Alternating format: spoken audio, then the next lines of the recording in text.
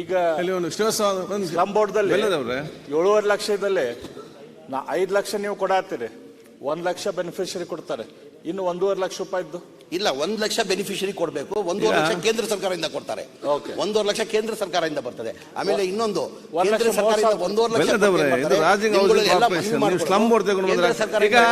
ಕೊಟ್ಟು ಏನ್ ಮಾಡ್ತಾರೆ, ಪ್ರಧಾನಮಂತ್ರಿ ಆವಾಸ್ GST 18% ಹಾಕಿ 1,30,000 ಬಡವರಂತ GST ತೆಗೆಯಕ್ಕೆ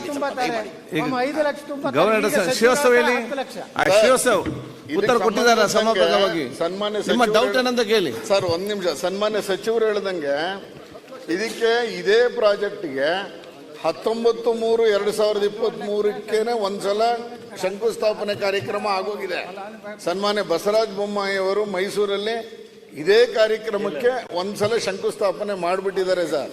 ತಾವು ಹೇಳ್ದಂಗೆ ಹೋದ ತಿಂಗಳು 23/12 ಇತ್ತು ಇದಕ್ಕೆ ಸಂಬಂಧಪಟ್ಟಂಗೆ. ಆದ್ರೆ ಈಗ ಬೆನಿಫಿಷಿಯರೀಸ್ ವಿಷಯದಲ್ಲಿ ಏನು ಕಾಂಟ್ರಿಬ್ಯೂಷನ್ ಕೊಡಬೇಕು ಅಂತ ಹೇಳ್ತಾ ಇದ್ದೀರಿ, ತಾವು ಅದನ್ನ ಮನೆ ಕಟ್ಟಕ್ಕೆ ಅಂತ ಶುರು ಮಾಡಿದ್ರೆ ಬ್ಯಾಂಕ್ಗಳಿಗೆ ಈಗಾಗಲೇ ಮಾತಾಡಾಗಿದೆ ಸರ್.